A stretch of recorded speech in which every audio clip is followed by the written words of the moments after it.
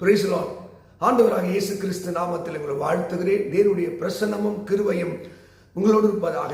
அருமையானவர்களே, 3 யோவான் 1:2 பிரியமானவனே, உன் ஆத்துமா வாழ்கிறது போல நீ எல்லாவற்றிலும் வாழ்ந்து சுகமாயிரு. இன்னைக்கு இந்த ஆத்துமா வாழணும், உயிராக இருக்கணும். நிறைய பேருடைய ஆத்துமா செத்து இருக்கிறது. இசைக்கில வாசிக்கிறோம், பாவம் செய்கிற ஆத்துமா சாகவே சாகும். அப்போ ஒரு ஆத்துமா என்பது என்ன? நம்முடைய மனசு, உணர்ச்சி, விருப்பம். அதுக்கு இன்னொரு பேரு நமது உள்ளான மனுஷன் வாழணும். வெளியே பார்க்கிற இந்த பயோ மனிதன் எப்படி நல்லா இருக்கானோ அதுபோல ஜோயே என்கிற தெய்வீக மனுஷன், அந்த ஆத்துமா வாழணும். நிறைய பேர் ஆத்துமா செத்து இருக்கிறது. பாவம் செய்கிற ஆத்துமா அது சாகவே சாகும். நிறைய ஆத்துமா கலங்கி கொண்டிருக்கிறது. சங்கீதம் 62:5 என் ஆத்துமாவே நீ ஏன் கலங்குகிறாய்? பைபிள்ல பல இடத்துல ஆத்மா தோய்ந்து, நீங்க நியாயாதிபதி புத்தகத்துல 16 படிக்கும் போது மரணத்துக்கு ஏதுவாய் அவன் ஆத்மா விசனப்பட்டது.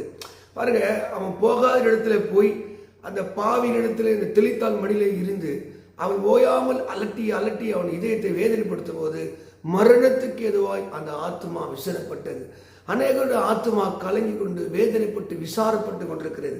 அப்போ இந்த ஆத்மா உயிர்ப்பிக்கப்பட வேண்டும். எப்போ ஒரு ஆத்மா உயிர்ப்பிக்கப்படும்? சங்கீதம் 19:7 சொல்கிறது, கர்த்தருடைய வேதம் அது ஆத்துமாக்களை உயிர்ப்பிக்கிறது. ஒரு மனுஷனுக்கு அறிவையும் புத்தியும் தெளிவை தந்து அந்த ஆத்மாவில ஒரு மகிழ்ச்சி வருகிறது, ஆத்மாவில் விடுதலை வருகிறது, ஆத்மாவில் சந்தோஷம் வருகிறது. இப்போ நீங்க ரூத் புத்தகம் 4:15 ரூத்தை பற்றி நகவேடி சொல்லும் போது உன் ஆத்மாவுக்கு ஆறுதல் செய்தவர். அப்போ நிறைய பேர் இந்த ஆத்மாவுக்கு ஆறுதல் ஒரு மனுஷன் செய்வார் என்றால், நீங்க இன்னும் கூட பாருங்க, ஆதியாகமம் புத்தகத்தில் 27:25 ஈசாக்கு தன் மகனுக்கு அவன் என் ஆத்மா உன்னை ஆசீர்வதிக்கும்படி. அப்போ ஆத்மா ஆசீர்வதிக்கிறது, ஆத்மா மகிழ்ச்சியா இருக்கிறது. இதெல்லாம் எப்போ நடக்கும்னா, ஒரு மனுஷனுடைய ஆன்மாவிலே கர்த்தருடைய வார்த்தை இறங்கி வர வேண்டும். கர்த்தருடைய வார்த்தை உள்ள வரும்போது 3 நிலைகளிலே அந்த ஆத்மா பரிசுத்தமாகுது. நீதிமொழிகள் புத்தகத்தில் 11:30 அங்கே ஆத்துமாக்களை ஆதாயம் செய்கிறவன் ஞானவான். எந்த ஆத்மாவுக்கு ஞானம் இருக்கிறதோ, அறிவு இருக்கிற இந்த உலகத்தில் நான் எப்படி ஏன் ஆத்மாவனை ஆதாயம், நரகத்துக்கு, பாதாளத்துக்கு, அழிவுக்கு என் ஆன்மா விடுவிக்கப்பட வேண்டும் என்று எந்த மனிதனுக்கு ஞானம் இருக்கிறது? ஒரு இடத்துல அதே நீதிமொழிகள் 13 வாசிக்கும் போது 4 ஜாக்கிரதை உள்ள ஆத்மா. நிறைய பேர் ரொம்ப ஜாக்கிரதையா இருப்பான். மனசு, உணர்ச்சி, விருப்பம், எமோஷனலா போக மாட்டான். சில பார்த்தீங்கன்னா கண்டதெல்லாம் அப்படியே தன் உள்ளே வாங்கி கொண்டு ஆத்மாவிலே சோர்வு, ஆத்மாவிலே வியாதி, ஆத்மாவிலே பாவம், இந்த ஆத்மாவுக்குள்ளே ஜாக்கிரதை இல்லாத நிலை. இன்னும் கூட நீதிமொழி 19 படிக்கும்போது 17 படிக்கும்போது ஆத்மாவுக்கு அறிவு இருக்க வேண்டுமா? இந்த ஆத்மாவுக்கு ஞானம் இருக்க வேண்டும், ஜாக்கிரதை இருக்க வேண்டும், அறிவு இருக்க வேண்டும். ஆமாவா? அந்த ஆத்மா அறிவு எப்போ வரும்? எப்போ ஜாக்கிரதையா மாறுகிறது? எப்போ ஞானமாய் மாறுகிறது?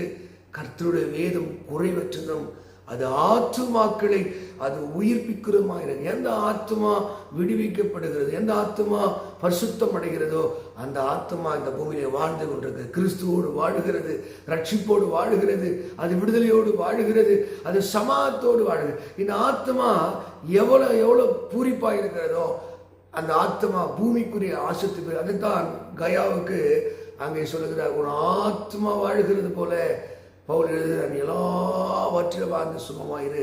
அப்போ நிறைய பேர் சரீரத்தில் வாழ நினைப்பாங்க, பூமிக்குரிய வாழ்க்கையை ஆசைப்படுவாங்க. ஆத்மா செத்து போய் கிடக்கும். ஆத்மா அறிவு இருக்காது, ஆத்மாவில் ஜாக்கிரதை இருக்காது, ஆத்மாவில் ஞானம் இருக்காது. அதனாலதான் தாவீது ஆத்மாவை நீ ஏன் கலங்குற, நீ ஏன் சோர்ந்து போகிற? நான் நம்புகிறது அவரால வரும். மக்களே, இன்றைக்கு தேவனுடைய ஆசீர்வாதத்தை நீங்கள் பெற வேண்டும் என்றால் கர்த்தருடைய வேதம் அது குறைவற்றதும் அது ஆத்துமாக்களை உயிர்ப்பிக்கிறதும் நம்மை பரிசுத்தமாக்குவதுமாக இருக்கிறது.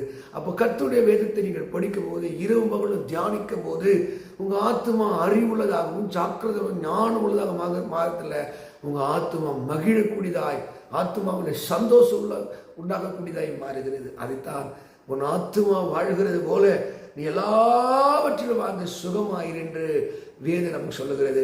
அப்போ ஆத்மா வாழ்வதற்கு வேதத்தை படிப்போம்.